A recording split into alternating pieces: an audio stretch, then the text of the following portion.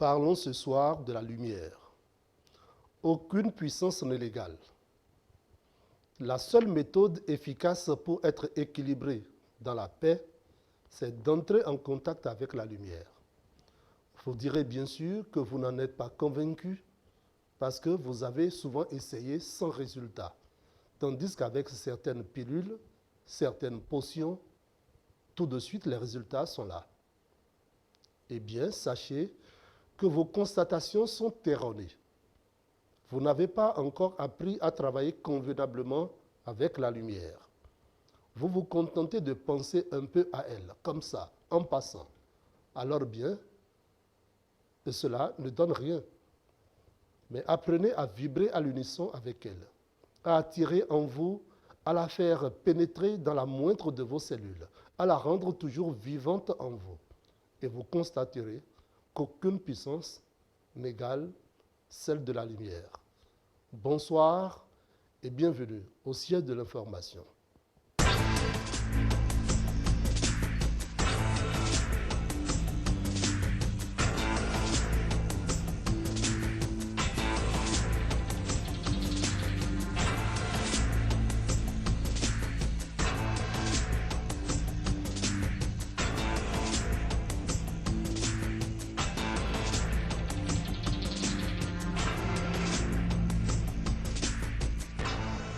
Le siège de l'info, Charbel Aïou.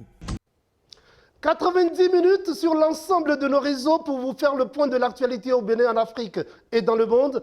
Mesdemoiselles, mesdames, messieurs, bonsoir. Bienvenue à la grand-messe de l'information du soir sur Golf TV Africa. Je vous informe tout de suite que nous aurons deux invités ce soir. Le premier, Veritas Koudogbo, Veritas Intis Soudogbo.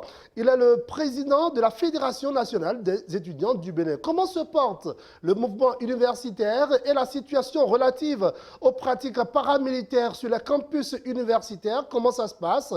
Le ministère de l'Intérieur vient de les interdire. Nous en parlerons tout à l'heure avec notre invité, Veritas Koudogbo. Deuxième invité, Zaket Latundi, présidente sortante de l'Union des professionnels des médias du Bénin. Et comment se porte l'UPMB?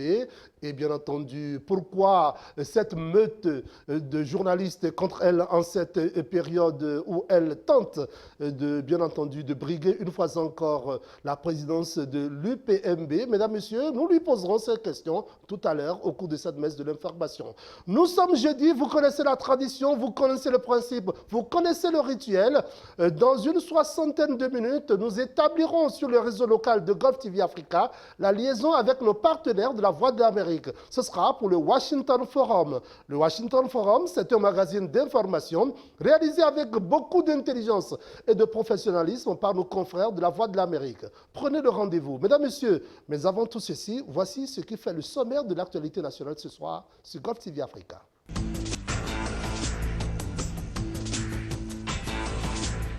Ils ont officiellement prêté serment ce jour à Cotonou. Ce sont les nouveaux volontaires du corps de la paix des États-Unis d'Amérique. Ils ont promis servir dans le secteur de la santé et de l'éducation durable pour 2 années.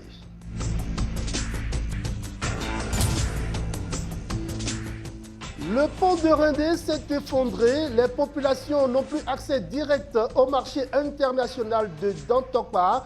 Golf TV Africa est allé faire le constat.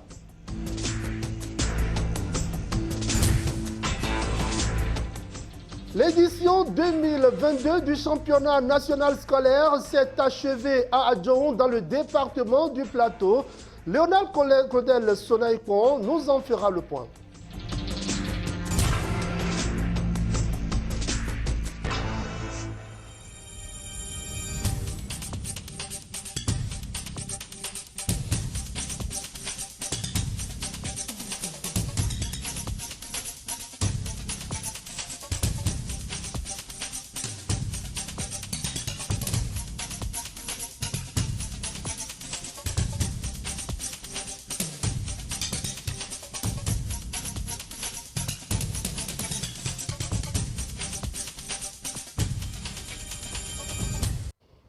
Mesdames, Messieurs, une fois encore, bonsoir. Merci de nous préférer.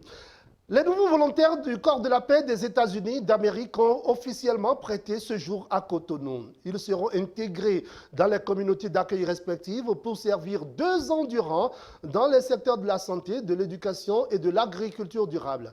La cérémonie officielle de prestation du serment a eu lieu dans les locaux de l'ambassade des États-Unis près le Bénin à Cotonou. Gauthier Sedodé et Moukalil Moutarou y étaient. Nous sommes vos volontaires. Nous sommes très motivés et impatients de nous immerger et de devenir membres actifs dans la communauté pour laquelle nous servons. Nos gratitudes vont à l'endroit de tout le staff du corps de la paix, de vous tous qui avez œuvré pour notre formation à divers niveaux et pour la réussite de ce jour. Merci. La présente cérémonie consacre la prestation de serment des nouveaux volontaires du corps de la paix au Bénin. Après leur formation, suite à leur arrivée le 17 juin 2022, les 18 nouveaux stagiaires sont prêts à intégrer leur communauté d'accueil et à apporter leur aide dans leur domaine de compétences. Ils en ont pris l'engagement ce jeudi 25 août devant les autorités. Je félicite d'abord vivement tous les formateurs du corps de la paix pour la formation de qualité reçue par les futurs volontaires. Bravo et merci. Chers stagiaires, je tiens à vous remercier. Vous avez réussi. Félicitations. Vous avez persévéré et terminé avec succès cette formation exigeante. Nous sommes fiers de vous tous. Vous avez fait preuve d'une résilience incroyable et vous voulez prêter serment en tant que volontaire. Je suis toute heureuse de votre détermination. Je suis ému de voir l'engagement des stagiaires et la détermination des populations béninoises à travailler ensemble, la main dans la main, pour construire un monde meilleur. Les acteurs des deux pays ont attendu patiemment pendant de longues années pour continuer ensemble cette marche commencée depuis 1968. Ce jour marque un grand pas dans la continuité de la construction des relations paisibles entre deux peuples, mais particulièrement dans la vie des 18 stagiaires qui vont bientôt prêter serment. Représentant le ministre des Affaires étrangères et de la coopération, le secrétaire général du ministère a salué l'engagement des États-Unis aux côtés du Bénin à travers le corps de la paix qui impacte positivement plusieurs secteurs, dont la santé, l'éducation et l'agriculture. Et je voudrais vous transmettre les félicitations de son Excellence, le ministre des Affaires étrangères, M. Aurélien Agbenossi. Je voudrais,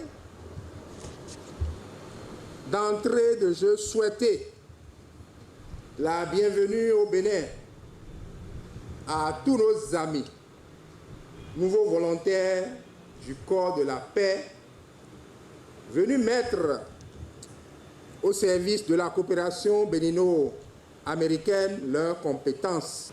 Je voudrais, au nom du ministre, une fois encore, saluer cet engagement des États-Unis d'Amérique à nos côtés et vous prier de bien vouloir transmettre aux autorités américaines la gratitude du gouvernement béninois pour l'impact positif sur le bien-être des populations béninoises, les différentes interventions du corps de la paix, notamment dans les secteurs de la santé, de l'éducation, de l'agriculture durable, qui sont prioritaires au gouvernement du Bénin, et notamment dans son programme d'action.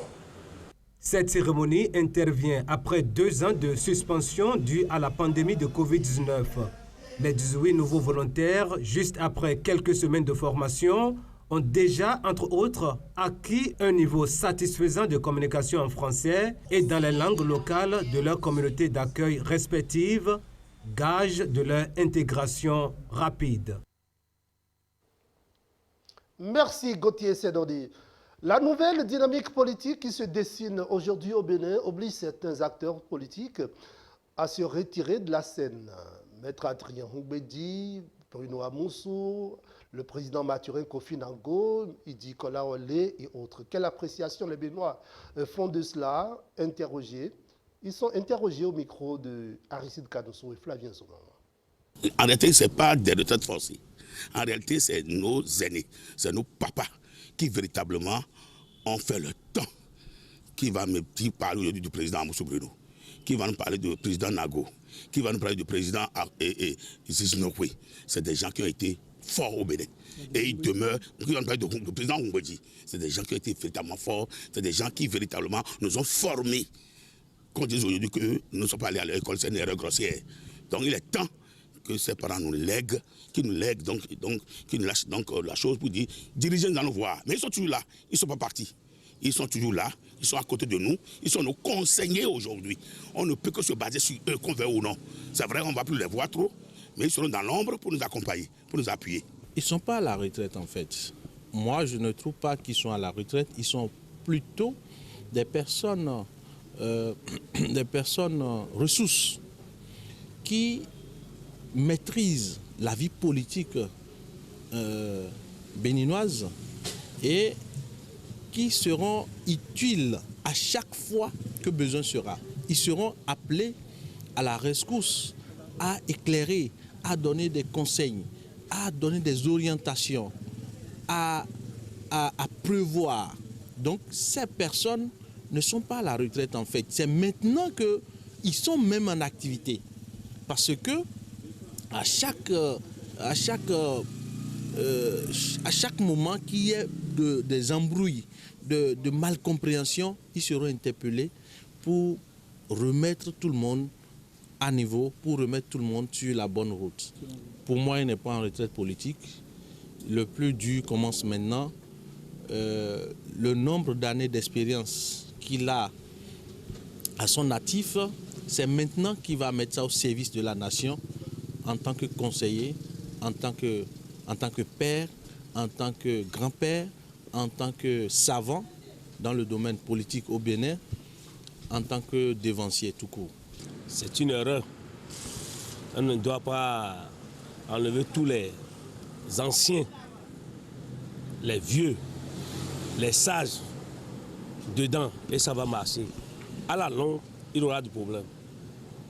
Parce que sans les sages, les plus âgés, si les jeunes seuls vont conduire ce pays, c'est le chaos. Il y aura quelqu'un qui peut les conseiller. Or, pour conseiller les gens, toi-même, tu dois être là-bas, à l'Assemblée. Donc, on peut nous dire que ceux qui ont fait 3 mandats, 4 mandats là, on peut les retirer dedans. Je ne refuse pas. Mais on va intégrer d'autres sages dedans. Là, ça va. Sinon, si vous allez penser que les jeunes vont prendre tout en main et gérer l'Assemblée nationale, il ne doit pas se plaindre. Depuis 1990, il est à l'Assemblée. Vraiment, si on lui a dit de reposer, il va reposer. Mais un conseiller, parce qu'il y a des choses que lui, on peut utiliser encore, comme Bruno Amoussou et Amos Elegbe. Il y a beaucoup de gens.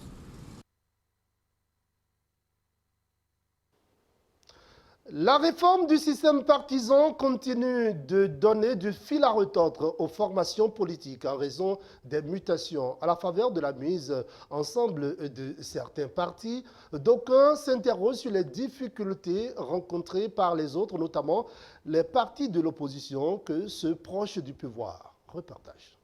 Les difficultés de mise ensemble des partis politiques sont de plus en plus palpables et perceptibles par les acteurs et analystes politiques.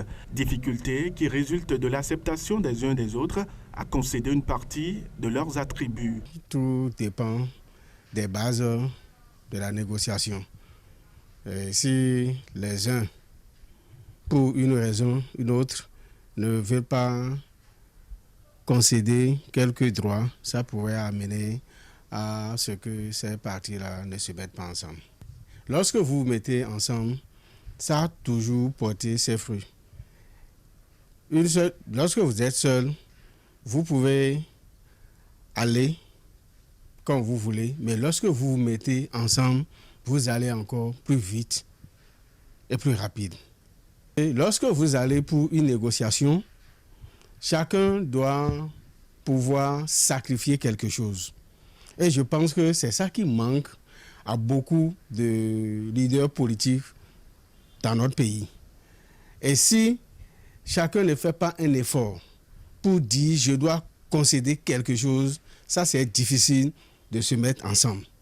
Se mettre ensemble, c'est accepter de perdre quelque chose. Par ailleurs, les mises ensemble et fusions enregistrées ces derniers jours sont absolument nécessaires, pense cet acteur politique. Je crois que ces partis-là doivent laisser leurs égos de côté et vraiment se mettre ensemble. Sinon, si on ne se met pas ensemble, ces partis risquent de disparaître une fois pour de bon. Les difficultés, selon moi, sont dues au leadership. Bon, si je me mets ensemble avec X, Y, Z, je risque de ne plus me retrouver à la tête du parti comme président ou prendre des responsabilités du parti. Donc, chacun veut garder sa responsabilité à la tête des partis. Et ça n'arrange pas. Parce que dans le passé, nous n'avons réellement pas de parti politique. Parce que nous avons des clubs électoraux. Parce qu'il n'y a jamais eu un parti qui a d'envergure sur tout le territoire béninois.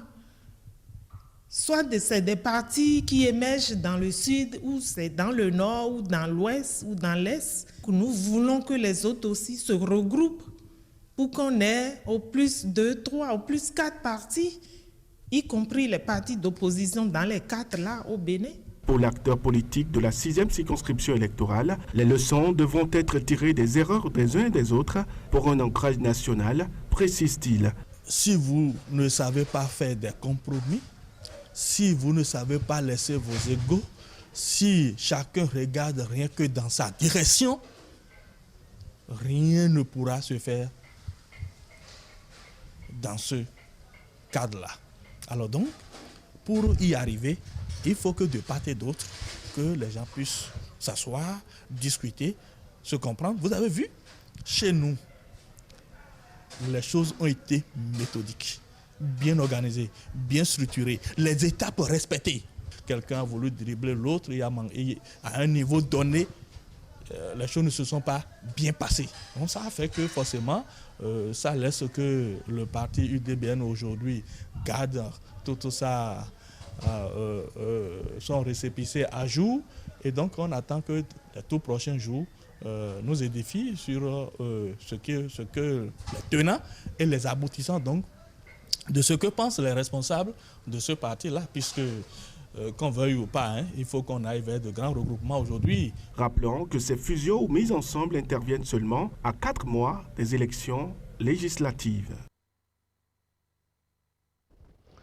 Effondrement du pont de Hindé. Les populations environnantes ont depuis fin juillet des difficultés à aller s'approvisionnement directement au marché international de Dantokba. Et malgré la construction d'un pont de fortune initié par les usagers du marché pour pallier à la situation. Golf TV Africa s'en préoccupe ce soir. Imaginons. Ce pont desservait les quartiers comme Hindé Sud, Djidje, Ladji, Dantokba et consorts. Il s'est effondré le 25 juillet dernier au matin. Un incident qui aurait pu virer au drame, car il s'est produit alors que les habitants du quartier vaquaient déjà à leurs occupations quotidiennes et donc empruntaient ce pont pour rallier leur lieu de travail. Bon, c'était un lundi matin, vers 6 h comme ça, le 25 juillet 2022. À 6 h comme ça, il y a un train de poupous qui passait avec le maniaque qui est dans le poupous, qui traversait. Et à un moment donné, ce pont, on a vu, s'est fendu. Le poupous, l'individu est tombé dans le caniveau. C'est comme ça que ce drame est arrivé. On était là un matin, quand on nous a appelé pour nous annoncer, pour nous montrer que le pont s'est effondré. Donc, on a appelé les gens de de la mairie, les autorités municipales sont venues, on les a appelés, ils sont venus faire le constat, tout ça là. Le fondement du pont, il y a eu des blessés. Il y a un usager du marché qui s'est blessé et on l'a soigné, je crois que ça va. Ça va pour l'usager blessé, mais le marché de Hendé, qui fait corps à Dantokpa, s'anime moins du fait de cette situation qui oblige les clients à faire un grand tour pour venir s'approvisionner. Et les commerçants de ce lieu de change enregistrent des pertes non négligeables à cause des difficultés des clients à venir à eux. Cet incident a non seulement coupé le marché Hendé de ses clients, mais complique l'accès à ce quartier. Oui, les autorités sont informées, même les conseils communaux, les conseils locaux, tout ça, ils viennent voir, ils en prennent aussi l'administration, la mairie aussi est arrivée voir le pont. Mais tu sais que le programme du gouvernement, ils font un budget. Bon, je crois que l'exercice de budget 2022 est déjà passé. Avant que ce pont va réaliser, ça doit être dans le budget de 2023. Bon, c'est un marché qui s'anime bien. Mais lors de l'effondrement de ce pont-là, on a rencontré beaucoup de difficultés. Parce que ici, le pont-là, ça aide les gens qui quittent Saint-Cécile, DJ, Ladji, tout et tout là, c'est eux qui passent ici. L'effondrement du pont-là, on a rencontré beaucoup de difficultés. Au regard donc du manque à gagner pour les usagers de ce grand marché, ces derniers ont décidé de s'organiser en leur sein pour construire un petit pont en bois afin de rallier tous les quartiers environnants au marché. Mais les gens ne peuvent pas laisser ça comme ça parce que c'est un passage et on a cotisé les gens du marché là, tout le monde a cotisé un peu. Il reste même de l'argent pour donner maintenant. On a causé pour faire quelque chose pour que les gens puissent avec ça. Parce que d'abord passer sur un pont en bois, c'est difficile pour les passants là. C'est très difficile parce que le pont, ce n'est pas fait avec cela, c'est un truc fait vite fait pour aider la population. Vous voyez? Donc ils sont là, ils passent sur le pont. Il y a aussi un canal qui passe sur le pont, un canal d'eau. Les gens sont obligés de passer sur le canal d'eau, ce n'est pas bien. Donc nous souhaitons vivement que l'État, la municipalité de Cotonou vienne nous aider à reprendre vite ce pont. La population de Hendé exhorte les autorités concernées à réagir au plus tôt, car le nouveau pont reste provisoire et ne répond pas forcément aux normes de sécurité. Mais il fallait parer au plus pressé. Non, nous appelons les autorités qui puissent penser à nous, parce que le pont de bois, ça ne dure pas, c'est provisoire. C'est pourquoi on appelle les autorités qui puissent penser à nous en Hendé, si tout le pont là, c'est un pont, c'est comme un pont péage que les gens traversent. C'est comme une frontière quoi. Sans le pont là, si le gouvernement ne pense pas à ce pont là, c'est fini pour les usagers qui vont à Dantokpa, dans les marchés divers. Faut-il le noter? Le nouveau passage a été construit sur la base d'une souscription volontaire qui a été initiée et au regard de l'importance de ce pont aussi bien pour les habitants de Hendé que pour les usagers du 6e arrondissement en général. C'est terminé depuis hier avec la deuxième édition du championnat national scolaire. C'est à Djon, dans le département de Lomé. Un championnat qui aura enregistré la participation de 1156 athlètes participants, dont 864 athlètes, 72 juges arbitres, 24 secouristes, des reporters, 70 bénévoles, 36 marraines, 18 parrains. Mesdames, Messieurs, ces jeunes sont venus de tous les 12 départements. Ils ont compéti en football, en basketball, en handball, en athlétisme. Le compte rendu de cette grande finale est signé Léonard Claudette, Sonaïquement, Janvier Elet.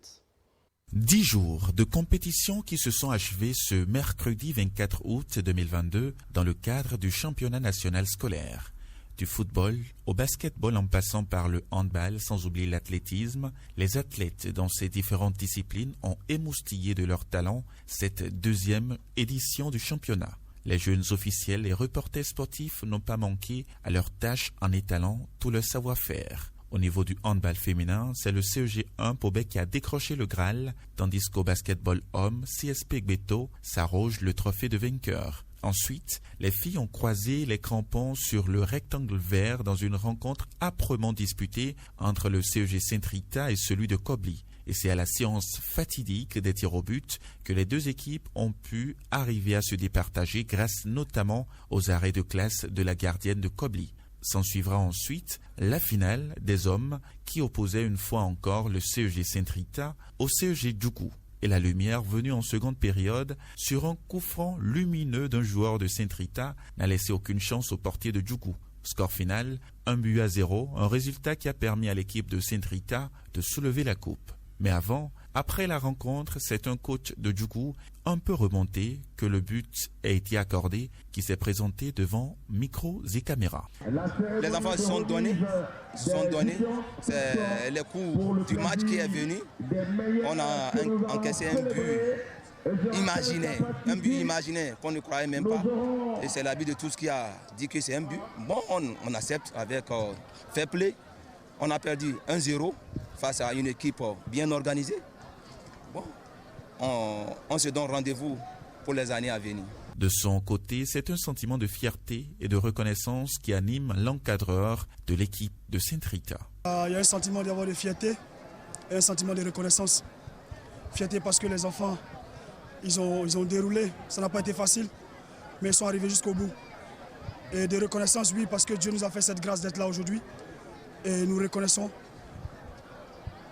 vraiment et nous remercions vraiment Dieu pour sa grâce. Vous-même, vous avez vu le match, ça n'a pas été un match facile. On a eu en face de nous des adversaires qui étaient vraiment en place, qui avaient du jeu, il y avait de la qualité. Et sur un coup de pied arrêté, on a eu le but. Donc c'est déjà pour montrer que le football béninois évolue. Déjà au niveau des jeunes, il y a du jeu. Il y a du jeu. Et ce n'est qu'une fierté pour le peuple béninois. Quant aux représentants du ministre des Sports, le directeur de cabinet du ministère des Sports, Ernest Guillaume Sossou, c'est un sentiment de satisfaction qui l'anime à l'issue de la clôture de ce championnat scolaire. Merci à toute la population d'Adjohou et à son maire, parce qu'ils ont mis les petits plats dans les grands pour nous accueillir. Vous savez, c'est plus de 1000 personnes qui ont débarqué sur Adjohou pour ce championnat. Je voudrais dire sincèrement merci à tout le comité d'organisation. C'est une organisation parfaite et je crois que vous l'avez vu et sincèrement félicitations. Au nom du ministre des Sports, je voudrais remercier tout le monde, tous ceux qui ont fait le déplacement d'Adjohou pour ce championnat qui s'est tenu, qui a révélé nos jeunes frères et sœurs. Ils ont montré qu'effectivement nous avons eu raison de dire que les talents sportifs se trouvent à l'école. Nous avons fait le choix de Dangbo parce que nous avons cru que c'est un lieu où on peut tenir très facilement ce championnat. Et nous n'avons pas, les choses ne nous ont pas démenti. Vous avez vu, ça s'est très bien passé et je dis très sincèrement merci à tout le monde. À vous. Nous pouvons dire, nous l'avons fait parce que ce n'était pas gagné d'avance. 10 jours durant et avoir 1250 athlètes sous sa responsabilité. Et le comité d'organisation a abattu un travail colossal, de la restauration jusqu'à l'équipe technique. La chaîne a été huilée, tout le monde a travaillé comme un seul homme. Je crois que ce n'est qu'un sentiment de satisfaction et de travail accompli qui nous anime ce soir. Il faut souligner que l'athlétisme également a connu ses lettres de noblesse à travers de belles performances lors de cette phase finale avec du 100 mètres, 400 mètres hommes et dames. Les meilleurs à l'issue du championnat scolaire ont été récompensés individuellement au vu des performances tout au long de la compétition.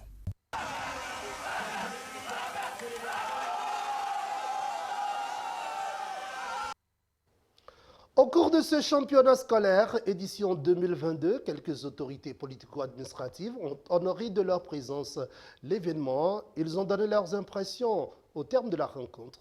Suivi.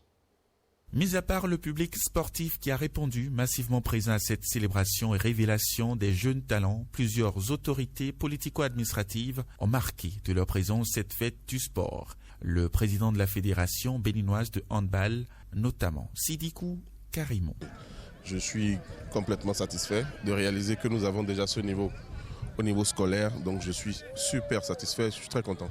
J'ai trahi les secrets de ce que le Hondo de Pobet, ils sont tous venus, tout le bureau de Hondo de Pobet est venu et je pense qu'ils sont en train de trouver ensemble la formule pour que l'équipe scolaire et le club puissent travailler ensemble pour qu'on ait une bonne équipe dans la commune de Pobet, en homme et en dame. L'entraîneur de l'équipe de Boycon, si vous remarquez, est l'entraîneur de Synergie.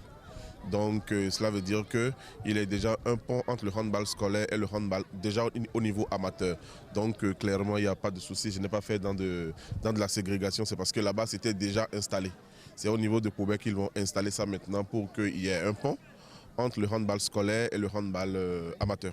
Ainsi que nous regardons tous ceux qui jouent, je vous annonce que dans le cadre du programme avec l'ambassade de France, nous allons organiser aussi du handball pour les dames. Et donc c'est du pain béni pour nous. Ce championnat scolaire qui nous permet déjà de revoir si les recrutements, les personnes qui avaient été ciblées étaient les meilleures ou alors s'il faut l'améliorer zone par zone pour avoir une bonne compétition au niveau des dames. Le premier représentant de la ville qui accueillait l'événement n'a pas manqué à l'appel du sport sur son territoire. François Zanogbo est content de ce qu'il a pu observer durant ces 10 jours dans sa localité et remercie les autorités pour avoir choisi celle-ci. Je peux vous dire que mes impressions sont vraiment grandes. Un événement de taille que la commune d'Adjoa a gagné. Ce ne sont pas toutes les communes qui ont eu cette chance. Je dirais merci au président Talon pour l'infrastructure qu'on a pu réaliser dans ma commune. Je lui dirais merci. Et je dirais merci au ministre Oswald Omeki qui a pu organiser à travers de mon jeune frère Félicien Houkani, le directeur départemental, qui a ménagé tous ses efforts pour que cet événement soit eu lieu. Je suis complètement satisfait. Si je dis que je ne suis pas satisfait, ça c'est un péché. Je suis très satisfait. Regardez une très belle pelouse que le gouvernement a réalisée dans la commune d'Adjoa. Nulle part ailleurs. Je lui dirai merci. Et je dirai merci aux populations d'Adjoa qui ont su déplacer massivement pour arriver nous assister pour cet événement. Le directeur départemental des sports du littoral, présent également lors de cette célébration, Edgar Folikwe Jossou, évoque lui les changements et les avancées de cette édition qui pour lui est un motif de satisfaction. Vous avez vu l'engouement qui anime les jeunes athlètes des 12 départements de notre pays, ici représentés par des équipes, et l'amélioration que nous avons constatée à cette édition dénote de combien les encadreurs, les athlètes eux-mêmes et les directeurs d'établissements qui ont compris l'enjeu et qui savent désormais que ce n'est plus une affaire du ministère des Sports, mais aussi leur affaire et celle de tous les portefeuilles, les gestionnaires des portefeuilles, je veux parler de tous les ministres, puisque les enfants qui viennent participer à ces compétitions, aussi des parents responsables, des cadres de l'administration, qui encouragent les leurs à démontrer de quoi ils sont capables. Vous avez vu les talents. Et je ne peux que me réjouir des résultats de ce jour. Vous pouvez constater qu'au niveau de la jeune féminine, que ce que nous avons vécu l'année dernière est complètement différent de ce que nous vivons cette année. Vous avez vu la maîtrise du ballon, les passes de proximité, le mouvement sur le terrain. Les enfants ont connu, à travers les instructions données par leur encadreur, l'occupation du terrain en maintenant leur poste. Et ça, je pense que si le travail que nous sommes en train de faire aujourd'hui à la base continue à travers les encadreurs sportifs, et il n'y a pas de raison que le Bénin puisse aussi se révéler à travers la jeune féminine au sport. Rendez-vous donc à l'année prochaine pour une nouvelle destination pour le championnat national scolaire.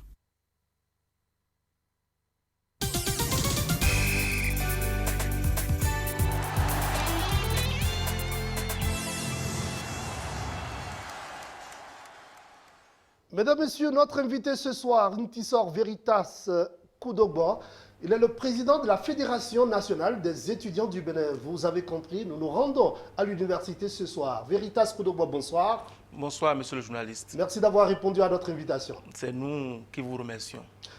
Veritas Koudogbo, comment se porte aujourd'hui le mouvement universitaire? je voudrais d'entrée de jeu vous remercier pour cette invitation à cette émission parce que cela témoigne de votre volonté à vous informer et à informer la communauté nationale des informations de l'université. Et je voudrais remercier également Golf TV Africa pour le travail remarquable que vous faites en relayant en temps réel les informations à la communauté non seulement béninoise et à la communauté africaine. Alors, rassurez-vous, pour nous, l'université, c'est le 13e département. Donc, elle est aussi tout importante que les autres départements. Merci beaucoup, monsieur le journaliste. Alors, vous avez demandé à savoir comment est-ce que se porte le mouvement universitaire. Je vais dire que c'est très vague parce que l'université est composée du personnel enseignant, du personnel administratif et des étudiants. Donc, c'est le recteur qui est la première personne, qui est le premier responsable de l'université qui pourra répondre, qui pourra opiner sur cette question. Moi, je suis responsable étudiant, président de la Fédération nationale des étudiants du Bénin, premier étudiant béninois, j'allais dire. Donc, je ne peux opiner que par rapport au mouvement estudiantin. Allons-y. Alors, je peux quand même vous dire que le mouvement estudiantin se porte très bien. Se porte très bien, c'est vrai. Nous avons connu des moments forts.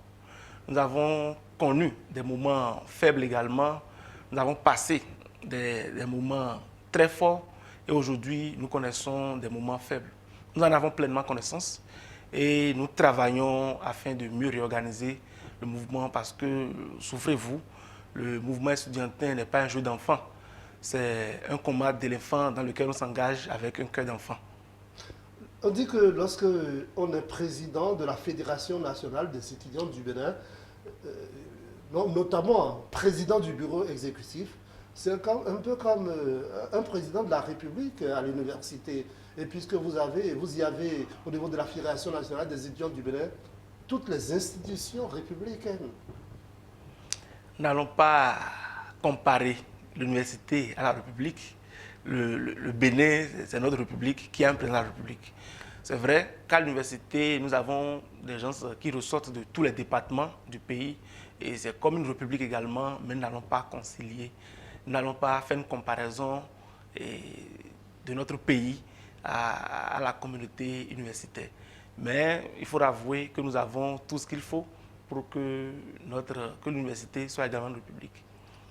Parce que lorsque vous veniez tout à l'heure, je m'attendais à ce que ce soit avec un cortège, avec gyrophare, avec toute la sécurité.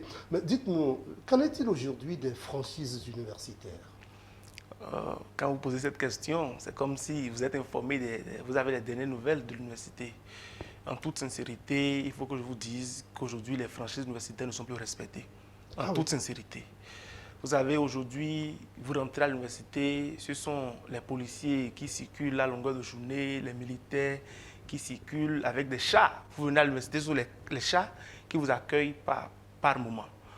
Vous voyez, il est vrai que nous sommes dans un pays, nous sommes dans une république, et quand par moment, quand il y a des situations, le gouvernement se doit d'assurer la sécurité de la population et des usagers. Mais pas pour autant aller à l'extrême. Parce que vous savez, convenez avec moi que nous pouvons demander à la police de venir. La police peut venir par moment pour pouvoir assurer la sécurité, pour pouvoir encadrer certaines activités. Mais aller jusqu'aux militaires, ça crée de la psychose. Il ne faut pas en vouloir assurer la sécurité, aller au-delà, créer, semer de la peur dans le cœur des étudiants. Et vous savez, les militaires viennent quelque part quand il y a la guerre, quand il y a des affrontements. Nous ne sommes pas en guerre à l'université, donc venir déposer des chars à l'université, les militaires patrouiller en pleine journée avec des armes, ça crée de la psychose. Et là, les franchises ne sont pas du tout respectées. Est-ce que ce ne sont pas les étudiants qui sont à l'origine de tout ceci, Monsieur le Président? Il est vrai que par moment, il y a des situations tendues à l'université, mais convenez avec moi que là où des humains interagissent, il doit toujours avoir des accrochages, des situations auxquelles on ne s'attend toujours pas. Mais tant que les policiers peuvent venir par moment pour recadrer, pour mettre l'ordre. Mais des chats, hier j'étais à l'université, j'ai vu des chats, j'ai vu un chat circuler avec le militaire en haut et l'âme, vous voyez. Si vous ne vous attendiez pas à ça, vous rentrez, vous voyez, ça crée de la psychose. Et ce n'est pas bon, ça déstabilise. Les étudiants ont peur par rapport à cela et ce n'est pas du tout bien. Nous en reviendrons, Monsieur le Président. S'agissant de leurs étudiants, revendiquent habituellement, entre autres, les allocations universitaires. Qu'en est-il des allocations et comment aujourd'hui la répartition, notamment au niveau des résidences et autres, se fait? Alors, par rapport aux résidences universitaires, par rapport à la répartition des résidences universitaires, les choses n'ont pas changé pour autant. Il faut avouer qu'à la rentrée, la direction, le COUS, le Centre des universités sociales, lance le dépôt des dossiers et les étudiants qui désirent rester dans les cabines de la résidence universitaire manifestent leur volonté de se faire héberger en déposant les dossiers. Il y a une étude qui se fait et on attribue les résidences en fonction des bâtiments. Nous avons des bâtiments pour les femmes et d'autres bâtiments pour les hommes. Donc là, il n'y a pas assez de difficultés, ça se fait. Les choses continuent telles que cela se passait avant. Alors, par rapport à la direction des bourses et aides universitaires, aujourd'hui, tout est numérique au Bénin. Donc, il y a une plateforme qui a été dédiée à cet effet. Et c'est le moment pour moi de remercier non seulement le gouvernement, remercier notre ministre de tutelle et remercier surtout l'actuel directeur de la direction des bourses et aides universitaires, monsieur... Le nom est en train de m'échapper. Oh, ça viendra. Ça viendra, je vais rappeler tout à l'heure. Et M. Ogoussan, qui a fait un travail avec son personnel, qui a fait un travail remarquable cette année. Parce que souffrez-vous, c'est pour la première fois quand même, depuis que moi je suis venu à l'université, que les étudiants soient rentrés en possession de leur allocation avant la fin de l'année académique. C'est un travail remarquable qui a été fait et nous espérons que l'année prochaine, ils en feront de mieux. Mais il y a un petit problème là que je voudrais soumettre à l'appréciation. Vous savez, les choses ont changé. C'est par rapport au décret 155 du 10 mars 2017 portant octroi et la quotarisation des allocations aujourd'hui au Bénin. Vous avez aujourd'hui, vous pourrez avoir 20 de moyenne. Si vous avez plus que 21 ans, vous ne pourrez pas être allocataire. Et on se base de la note, on se base de la moyenne que la personne a au bac pour octroyer les allocations. Donc quand vous venez à l'université aujourd'hui et que vous n'êtes pas allocataire déjà et vous n'avez plus que 21 ans, vous pourriez tout faire à l'université, vous ne pourrez plus jamais être allocataire. On ne peut pas se baser sur la moyenne que quelqu'un a au bac pour donner de l'allocation, pour attribuer des allocations. Le bac, c'est un état d'âme. Il peut arriver que vous ne travaillez pas bien. Mais, une fois à l'université, si vous rattrapez le coup, ce serait bien que le gouvernement repense à ça et nous pensons à une relecture de ce décret pour que les étudiants qui travaillent à l'université puissent quand même à l'université, même s'ils ont au-delà de 21 ans. Ce n'est pas un plaisir d'être âgé et d'avoir le bac au-delà de 21 ans. Mais quand cela arrive, il faut qu'on trouve un moyen pour revoir cette formule, pour que les étudiants soient également allocataires une fois à l'université, quand ils travaillent, quand ils méritent. Vous avez suggéré cela à votre ministre de tutelle, le professeur Éléonore Ladekan Yahi? Nous avons pris fonction le 29 juillet dernier. Le gouvernement a été en congé. Donc, ils vont revenir bientôt. Nous allons demander une audience, nous allons poser le problème. Mais les bureaux qui nos prédécesseurs, ils ont fait un travail dans ce sens. Cela n'a toujours pas abouti, mais nous allons continuer et leur demander de témoigner de leur bonne foi pour que les choses puissent changer à ce niveau. Parce que tel que vous parlez, lorsqu'on est même à l'université, qu'on a plus de 21 ans, lorsque vous faites un travail remarquable, lorsque vous avez de bons rendements, lorsque vous êtes sérieux, il faut pouvoir motiver celui qui fait un travail remarquable. Très bien, M. Soujla, vous avez compris, c'est ça. Alors, aujourd'hui, les heures, sinon on dit que les heures sont un peu chaudes à l'université. Vous êtes le président de la Fédération nationale des étudiants du Bénin. Vous allez pouvoir nous en parler, ou bien ces heures chaudes sont du passé? Alors, vous savez, les heures chaudes sont maintenant du passé. Vous savez, personne n'a jamais voulu. La Fédération nationale des étudiants du Bénin, dont je suis le président, pour le statut de notre organisation, nous n'avons jamais voulu aller aux heures chaudes. Si tant est que chaque partie prenante, si chaque responsable à divers niveaux, si les responsables administratifs, si les autorités, chacun se met dans la dynamique de bien accomplir sa mission, il n'y aura pas de chose. C'est parce que nous n'avons pas moment des autorités qui font preuve de mauvaise foi. Ah alors, oui, vous parlez des autorités? Oui, ils font preuve de mauvaise foi. Il y en a qui ne démontrent pas d'une bonne volonté à écouter quand nous ne leur faisons pas des situations tangibles. Et quand cela arrive et nous épuisons nos voies de recours, nous sommes obligés de crier. Et c'est quand on crie que les gens assimilent cela aux autres choses, parce que n'ayant pas d'autres portes de recours, il faudrait que nous informons la communauté nationale, l'opinion publique, de ce que nous vivons, cette situation, pour que les choses puissent quand même changer. Donc moi, je vais profiter pour lancer un appel à toutes les autorités, que chacun joue sa partition pour que les choses puissent bien se dérouler. En tout cas, personnellement, je rêve de faire un mandat apaisé. Je travaille d'ailleurs pour ça, pour que les choses puissent bien se dérouler et que chacun prenne ses responsabilités, qu'ils répondent à nos attentes et tout se passera dans les règles de l'art. Veritas Koudogbo, président de la Fédération nationale des étudiants du Bénin, est-ce que vous êtes en train de dire que certaines autorités, ou que les autorités, de façon générale, à certains moments, font preuve d'autoritarisme, font preuve de déstabilisation, ne veulent pas vous écouter, bien que vous ayez raison? Merci beaucoup, monsieur le journaliste. Ce n'est pas toutes les autorités. Il faut témoigner que parmi les autorités, il y en a qui témoignent de bonne foi, qui ne sont pas à moment, qui s'insurgent en tant que parents et qui écoutent ce que nous disons. Mais il y en a, peu importe ce que vous leur dites, quand ils sont dans une logique donnée, ils veulent foncer, ils ne veulent pas savoir si ce qu'ils font là aura des répercussions sur des étudiants ou pas. Or, nous sommes là pour revendiquer, nous sommes là pour défendre l'intérêt des étudiants. C'est pour ça qu'on nous a mandatés. Et nous ne pourrons pas faire autre chose que ça. C'est ce qui s'observe par moment. Bon, il y a une autre rentrée qui s'annonce et nous avons deux dirigeants à la tête des décanats de l'administration. Nous pensons qu'il y aura certainement, aujourd'hui nous entendons qu'ils feront preuve de bonne foi et ils vont nous écouter pour l'intérêt de l'étudiant béninois, pour l'intérêt de l'université. Lorsque vous parlez des autorités, à qui faites-vous référence? Généralement aux responsables de l'université, le recteur et ses collaborateurs, la directrice du Centre des œuvres universitaires et sociales et ses collaborateurs, ou au niveau des décanats, les doyens, les vice-doyens, les directeurs? De qui parlez-vous plus précisément? Bon, vous savez, à chaque niveau... Puisque vous êtes président de la FENEP. Oui. À chaque niveau, vous savez, dans une administration, quand vous prenez l'administration rectorale, oui, ce ne sont pas tous ceux qui sont au rectorat qui n'ont pas moment ce comportement. Vous pouvez vouloir porter une information au recteur et vous envoyer l'information à un niveau donné où les gens doivent normalement lui transmettre l'information. Ils vont peut-être s'asseoir sur l'information, le recteur n'aura pas l'information, vous épuisez les voies de recours et c'est quand les choses décantent que le recteur vous dit peut-être qu'il n'est pas informé. Oui, ça se passe aussi à l'université? Ça se passe partout. Voilà, ça se passe partout. Mais bon, par rapport au décanat, nous avons des administrations, des humains qui sont là.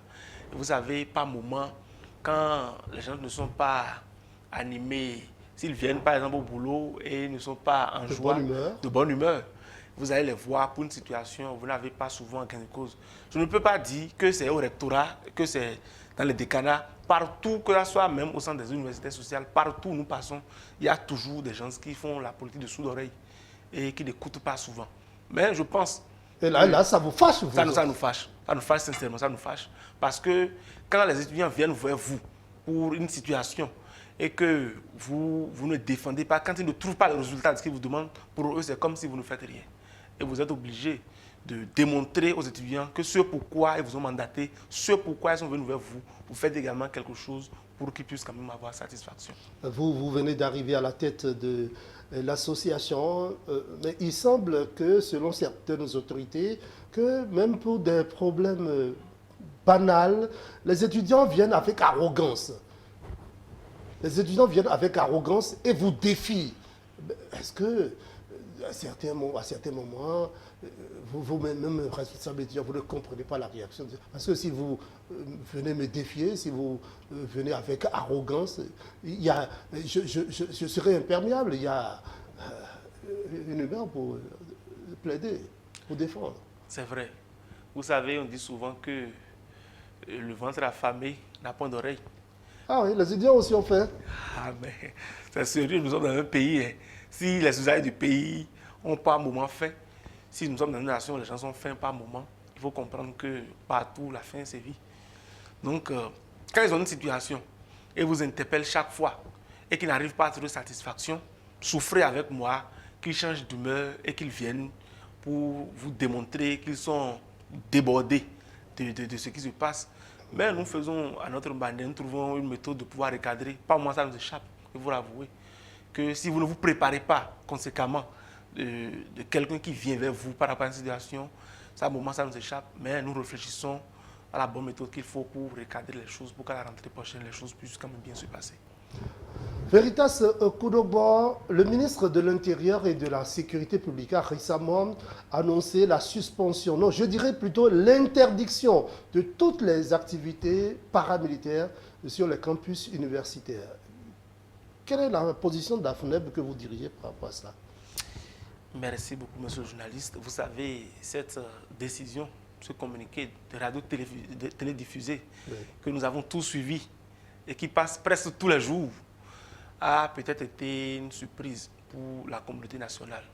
Mais pour moi, pour nous fédérés, cela n'a pas été une surprise pour nous. Ah, ouais, comment? Parce que vous savez, nous sommes dans un État. Nous sommes dans un État et l'État, un État sérieux, se doit d'assurer la sécurité et de recadrer des bémols par moment quand cela s'observe.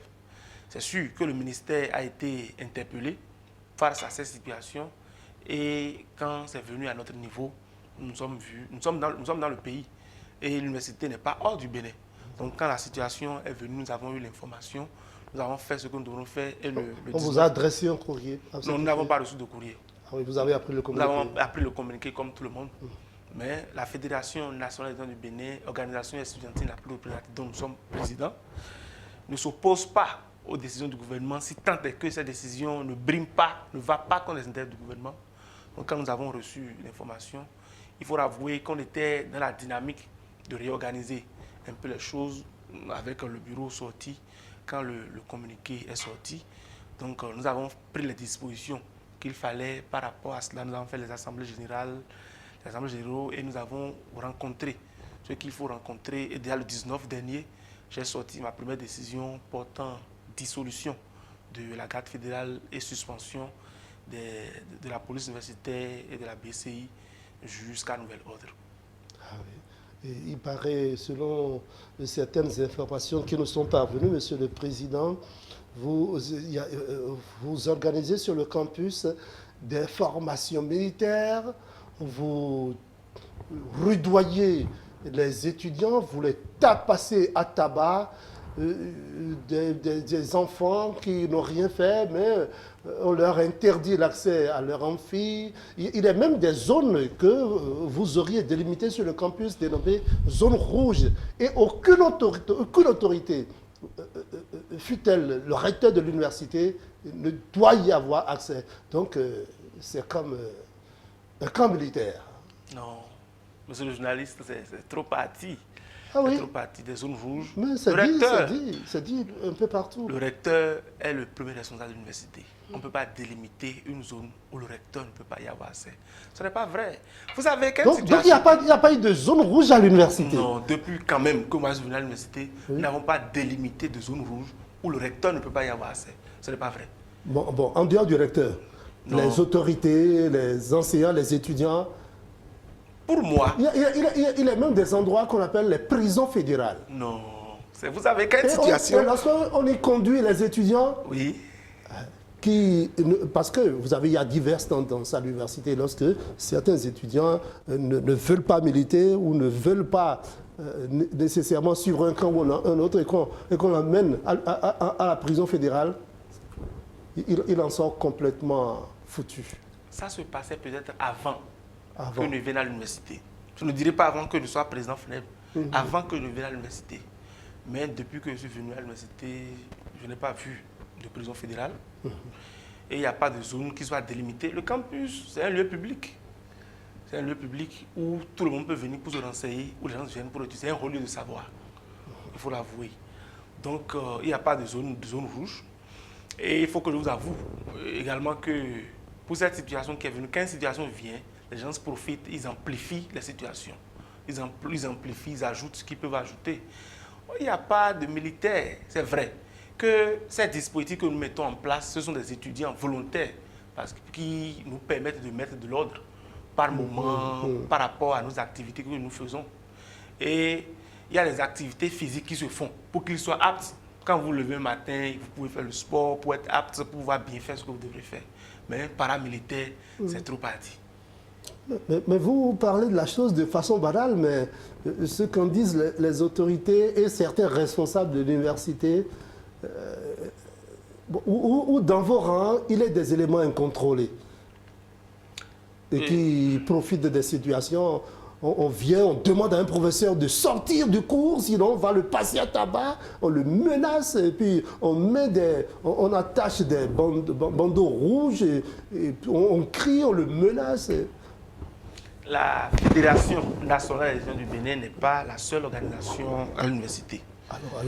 Nous avons à l'université, nous avons 3 organisations estudiantines. Nous avons l'Union nationale des étudiants du Bénin, nous avons l'Union nationale des scolaires étudiants du Bénin, mais la Fédération est l'organisation la plus représentative aujourd'hui.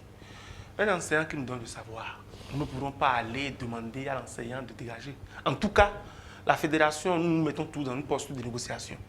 Donc la Fédération n'est jamais allée, et je défie qu'on dise que la Fédération, un responsable de la Fédération est allé et a demandé à un enseignant de sortir de l'amphi. Ça peut se passer peut-être avec les autres organisations, mais avec la FNEP, ça ne s'est jamais passé. Ah ben c'est tant mieux. Avant de passer à la question suivante, nous avons appris que les étudiants, un peu comme ça, s'organisaient et vous ne pouvez plus avoir accès au restaurant universitaire pour vous assurer de la qualité des repas que consomment vos camarades. Oui, c'est vrai, vous avez eu cette information. La police universitaire, par exemple, qui est une institution spécialisée de la FNEB, avait beaucoup de missions. Dans leurs missions, entre autres, nous avons...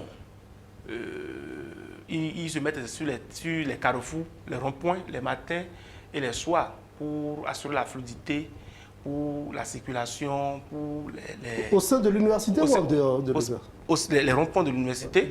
Et en dehors, quand les bus du COUS, les bus qui assurent le transport estudiantin, puissent passer en toute sérénité.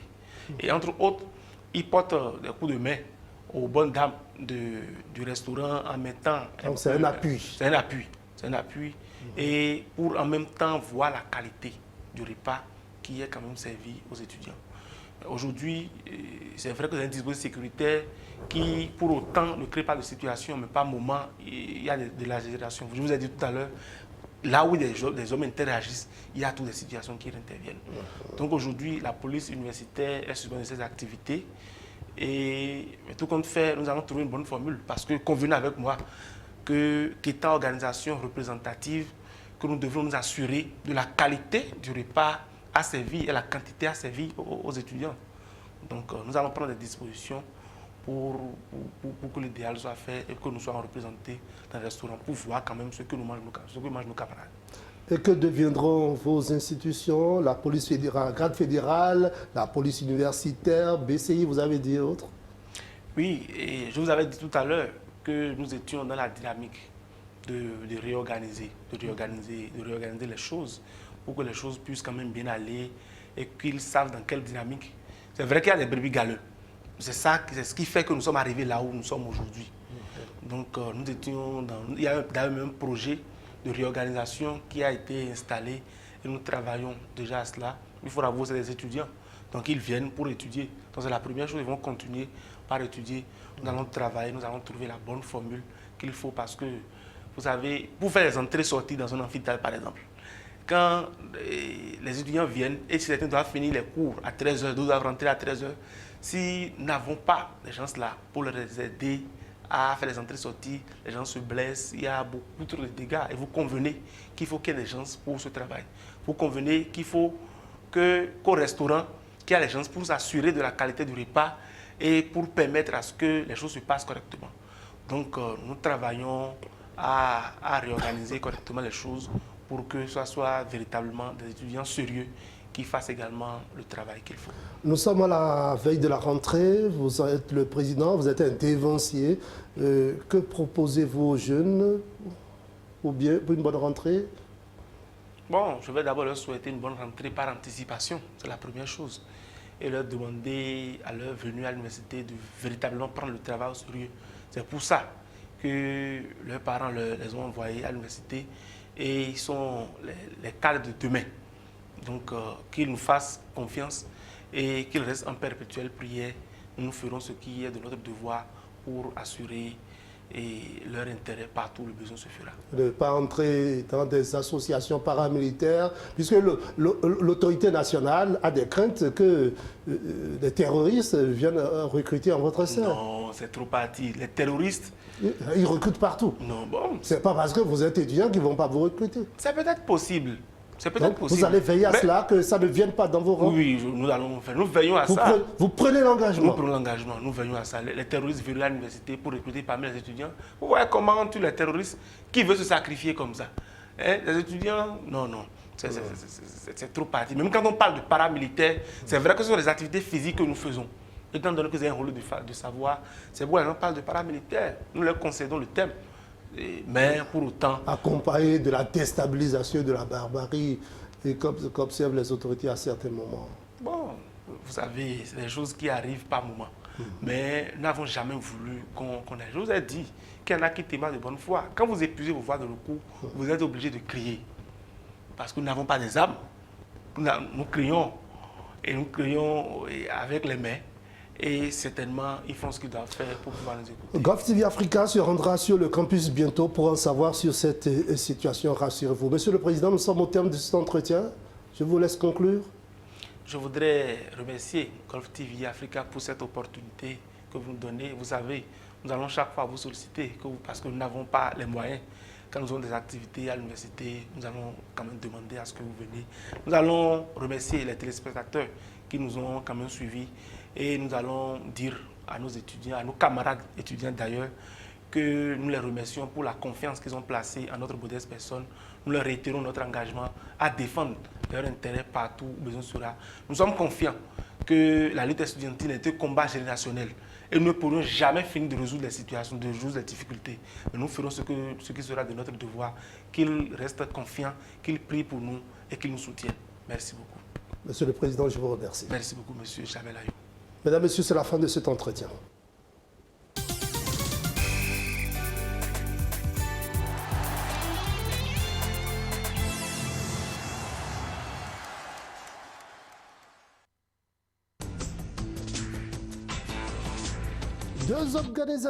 Deux organisations ont déposé une plainte ce mercredi au Nigeria visant à la fois la Commission nationale de l'audiovisuel et le président Muhammadu Buhari pour empêcher la fermeture de plus de 50 stations de radio et de télévision.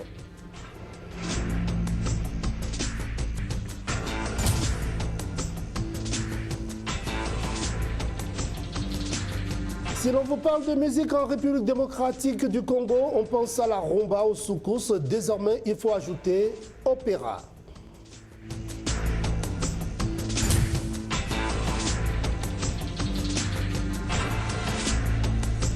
Les Occidentaux ont décidé plusieurs vagues de sanctions contre la Russie en réponse au conflit ukrainien. Embargo sur le pétrole et le charbon russe, fermeture des ports, des bateaux russes, etc.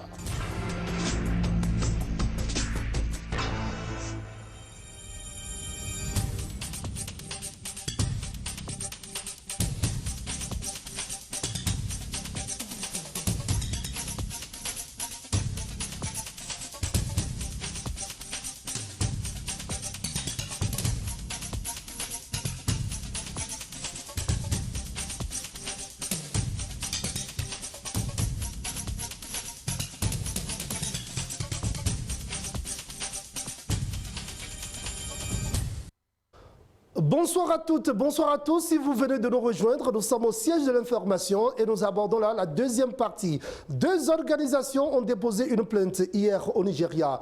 Des plaintes visant à la fois la Commission nationale de l'audiovisuel, NBC, et le président de la République, Muhammadu Buhari. C'est pour empêcher la fermeture de plus de 50 stations de radio et de télévision dans le pays. Le régulateur a expliqué que celles-ci se trouvent dans l'illégalité car elles n'auraient pas renouveler leur autorisation de diffusion. Reportage. La suspension annoncée de 53 chaînes de radio et télévision a provoqué une tornade de réactions au Nigeria. Plusieurs syndicats et organisations ont dénoncé une décision mal avisée, voire inacceptable, du régulateur ainsi que le manque de transparence des autorités. Le président de la Commission nationale de l'audiovisuel, NBC, assure pourtant que cette mesure n'a rien de politique. Lors d'une conférence de presse à Abuja vendredi dernier, il a expliqué que les diffuseurs concernés n'avaient pas renouvelé leur licence dans les temps. Leur dette s'élèverait à des centaines de millions de francs CFA au total, selon lui. Il leur a donné 24 heures pour payer leurs dû ou stopper leur diffusion. Confrontée à des critiques nourries, la Commission nationale de l'audiovisuel a finalement décidé d'accorder plus de temps aux médias concernés qui diffusent toujours pour l'instant.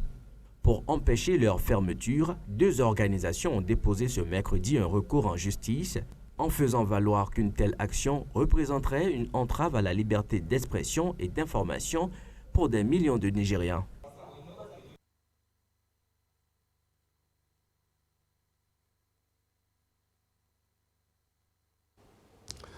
Tous les regards sont désormais tournés vers la Cour suprême et en particulier sa présidente Martha Koome au Kenya. Lundi, Raila Odinga a déposé un recours devant cette juridiction, la plus haute du pays, pour tenter de faire invalider la victoire de William Ruto à la présidentielle du 9 août dernier. La Cour suprême a 14 jours pour se prononcer. Nommée en mai 2021, Martha Koome a donc la lourde responsabilité de trancher le litige et de décider de la suite du processus en cours. Peu d'observateurs avaient misé sur sa nomination à ce poste clé. Le parcours de Martha Koome lui vaut pourtant la réputation d'être une femme courageuse et intègre. Avant de rejoindre la magistrature en 2003, elle était avocate, connue pour avoir défendu des prisonniers politiques, dont Raila Odinga, à l'époque où il combattait le régime de Daniel Arap Moi. Ce passé aux côtés de Raila Odinga n'a pas empêché la magistrate, en début de cette année, de retoquer un projet de réforme constitutionnelle que ce dernier défendait aux côtés du président Uhuru Kenyatta. Un camouflet de taille pour le chef de l'État sortant et un signe pour avoir rejeté un appel destiné à empêcher une organisation de défense sur les droits des homosexuels. Ce parcours et ses 34 années d'expérience lui seront sans doute utiles, car le Kenya reste connu pour les interférences du politique dans le judiciaire. Et la pression est forte sur ses épaules. L'annulation de l'élection de 2017 a érigé la Cour suprême kenyane en modèle régional. Il s'agit donc pour Martha Koome de prouver qu'elle mérite cette réputation d'arbitre impartial, tout en sachant que sa décision déterminera en partie le climat politique et sécuritaire du pays pour les semaines à venir. Si l'on vous parle de musique en République démocratique du Congo, tout de suite on pense à la rumba, on pense au soukous. Il faut désormais ajouter opéra. C'est en tout cas l'ambition d'une association américano-congolaise, les Opéranautes. Suivez.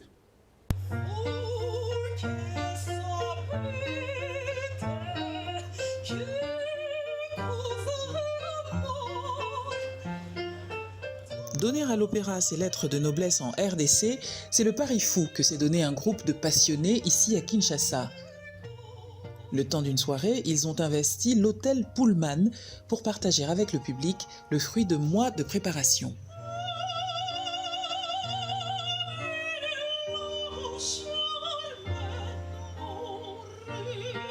Aujourd'hui, c'est une soirée exceptionnelle avec voilà, les artistes, les jeunes artistes opéra qui font membre d'une grande structure, Opéranotes RDC.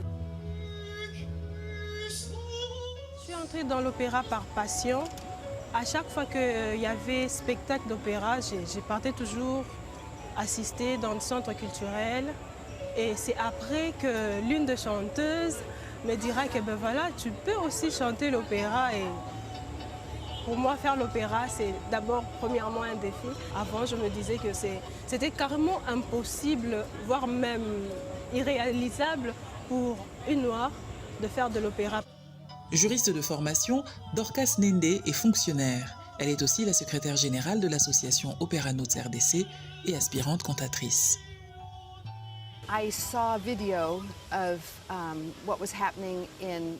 J'ai vu une vidéo de ce qui se passait à l'Est et ça m'a fait pleurer. Et je pensais que je n'avais rien à offrir, que je ne pouvais pas aider. Et puis un jour, je me suis dit que si, j'avais quelque chose à offrir, l'opéra. Pour Joy Bachelor, travailler avec le Congo est une évidence. Elle nous confie avoir grandi dans le Bas-Congo et à Kinshasa à la fin des années 60, emmenée par son père chirurgien. Et le lien entre l'opéra et la RDC s'est imposé comme une évidence pour elle. Elle crée Opera Notes en 2014. Le projet que nous amenons ici, nous l'avons nommé Joy Happenings, pour utiliser Mozart et sa musique, surtout en cette année, comme vecteur de happenings de joie.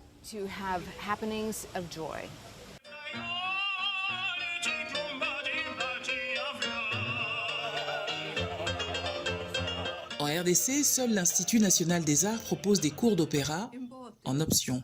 Les nouvelles technologies sont donc un allié indispensable. Il faut toujours prévoir plus que l'heure habituelle pour les cours de chant. Mais ce qui est formidable est cette possibilité d'échange immédiat. Vous avez compris? Non, je n'ai pas compris. OK. Et ça veut dire que vous pouvez avoir une conversation même si vous n'êtes pas sur place. La RDC n'est pas considérée comme une terre d'opéra et créer une génération de chanteurs va prendre du temps. Mais la mobilisation des opéranautes est forte et commence timidement, mais sûrement, à rencontrer son public. J'ai plutôt une très bonne impression. J'étais moi-même agréablement surpris. L'opéra à Kinshasa avec des Congolais, c'est une première fois pour moi et j'ai vraiment adoré.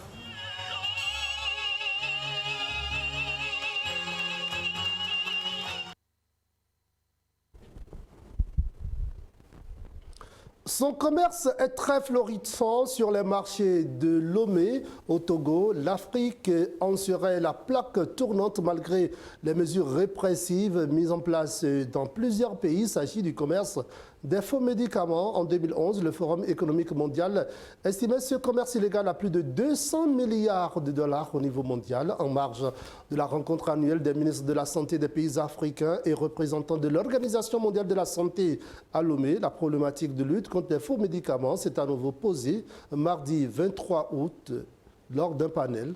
Reportage. C'est une idée qui avait déjà été lancée par l'Union africaine en 2019 et c'est le Rwanda qui accueillera le siège de cette nouvelle institution. Il nous faudra un conseil, il nous faudra également des fonds, a affirmé le commissaire à la santé à l'Union africaine. Sur les marchés de Lomé, les faux médicaments sont vendus en vrac à moindre coût. Ce sont des tonnes de ces médicaments falsifiés qui traversent les frontières chaque année. Ce dispositif a permis, par exemple, pour l'année 2021, de saisir près de 70 tonnes et d'interpeller et traduire devant la justice une dizaine de personnes impliquées, a expliqué le directeur de l'Office central de répression du trafic illicite, des drogues et du blanchiment. Et pourtant, depuis 2018, 6 pays du continent avaient lancé l'initiative de Lomé afin d'élaborer un plan national de lutte. Tout ceci au profit des patients, puisqu'à la fin, ce à quoi il faut penser, c'est de trouver des médicaments de qualité à un prix abordable. Selon l'OMS, 70% des médicaments en Afrique sont importés, ce qui favorise le trafic parallèle et la falsification de certains produits. Devenu un enjeu de santé publique, cela fragilise également l'économie de la santé dans les pays africains.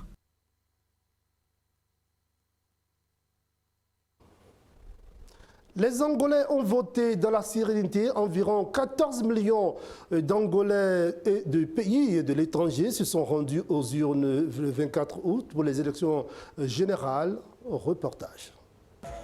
La course s'annonce rude entre le mouvement populaire pour la libération de l'Angola, MPLA, au pouvoir depuis l'indépendance et conduit par le président sortant João Lourenço, et l'UNITA menée par Adalberto Costa Junior, 60 ans. L'opposition parie sur les jeunes, leur promettant de créer des emplois et leur donner de la stabilité en cette période de crise mondiale. En tant que peuple le plus jeune, nous avons besoin de plus de changements. Nous avons besoin de plus de présidents. Nous avons besoin de plus d'Adalbertos comme président de l'Angola. Je crois qu'il va vraiment changer ce pays. Nous avons besoin du meilleur. Réputé bon orateur, le leader de l'opposition incarne pour certains cet espoir de changement réclamé par la rue dans un pays riche en pétrole et en diamants, mais plongé dans de grandes difficultés économiques. Il séduit aussi une jeunesse urbaine moins attachée au MPLA et qui hérite d'un pays miné par des décennies d'insécurité et de corruption sous la présidence de Roger Eduardo dos Santos de 1979 à 2017. Mon vote, c'est mon secret. Je risque d'avoir des problèmes avec certaines personnes s'ils me voient. Des milliers d'Angolais à l'étranger pouvaient voter à distance et se réjouissent de pouvoir contribuer aux décisions du pays. C'est nouveau pour la première fois de l'histoire. Un Angolais au Portugal, en Europe, qui s'est inscrit peut voter. Cela seul peut apporter beaucoup d'émotions. Et c'est la première fois de ma vie que je vais voter. Je n'ai pas pu voter aux élections précédentes. Et cette fois, je vais voter. J'ai 51 ans et je vais enfin pouvoir voter, prendre part à certaines décisions dans mon pays. D'autres ont voté sans trop se faire d'illusions. Je ne crois pas au changement, mais s'il se produit, ce sera très bien, car ce sera la première fois depuis ma naissance que je verrai un autre parti au pouvoir. Le gouvernement angolais a adopté une loi l'année dernière pour centraliser le dépouillement final de tous les bureaux de vote nationaux et étrangers dans la capitale Luanda, un système qui a fait craindre la fraude électorale. Des groupes de la société civile ont plaidé pour que les votes soient comptés là où ils sont exprimés. Angolais et au moins 50 observateurs internationaux devraient surveiller les urnes, mais dans un pays 2 fois plus grand que la France, ils étaient plutôt dispersés. Les pays occidentaux ont décidé de plusieurs vagues de sanctions à l'encontre de la Russie en réponse au conflit ukrainien, embargo sur le pétrole et le charbon russe, fermeture des ports aux bateaux russes, exclusion des banques russes du système SWIFT, etc. Quel bilan aujourd'hui, 6 mois jour pour jour après le début du conflit? Suivez. Cela fait 6 mois que le monde a basculé. Certains responsables politiques, comme Bruno Le Maire, promettaient de mettre l'économie russe à genoux. Qu'en est-il véritablement aujourd'hui? Quel impact les sanctions ont-elles sur la vie quotidienne des Russes? Tentons d'y voir plus clair. Tout d'abord, un mot pour les populations des régions limitrophes de l'Ukraine, comme la Crimée et les régions de Belgorod et Koursk. Des bombardements et autres attentats y ont cours et les gens y vivent directement le conflit. La situation n'est donc pas la même pour eux que pour le reste de leurs concitoyens. Mais au-delà du fracas des armes, concentrons-nous sur le volet économique, sur ce qui a un impact tangible sur la vie quotidienne de la population. Peut-être le départ des marques auprès desquelles on avait l'habitude de se fournir, Ikea, c'était pratique pour acheter des meubles et des objets pour la maison, d'autres marques occidentales. Les vols aussi, parce qu'il est devenu très difficile et très cher de voler vers l'Europe.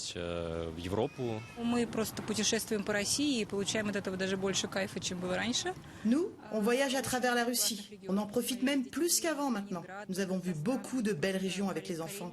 Kaliningrad, le Bachkortostan, la Carélie, c'est génial. On ne regrette pas du tout les voyages en Occident. Ikea, on n'y allait pas. Donc cela nous a pas du tout touchés. Avant les sanctions, je travaillais avec les produits Adobe, Photoshop, Illustrator. J'étais abonné officiellement, je payais environ 4000 roubles par mois pour pouvoir utiliser les services Adobe. Suite aux sanctions, Adobe n'est plus disponible en Russie.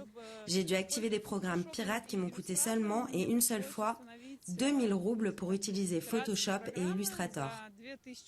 On économise donc. Voilà comment les sanctions ont influencé directement ma vie. À l'annonce de la fermeture de nombreuses grandes enseignes dès début mars, les inquiétudes étaient grandes. De nombreux magasins de vêtements, restaurants, cafés ont rapidement fermé sans perspective de réouverture, que ce soit pour les clients ou les salariés. Quelques mois plus tard, alors que certaines de ces enseignes montrent toujours porte close, d'autres ont rouvert sous un autre nom. C'est le cas de cet ancien McDonald's, renommé il y a quelques semaines. Mi-mai, à la suite de la décision de McDonald's de quitter le marché russe, un homme d'affaires a racheté les actifs de l'entreprise et rouvert les restaurants sous un nouveau nom. Au final, seule la forme, l'emballage change, les fournisseurs, les ingrédients restent les mêmes.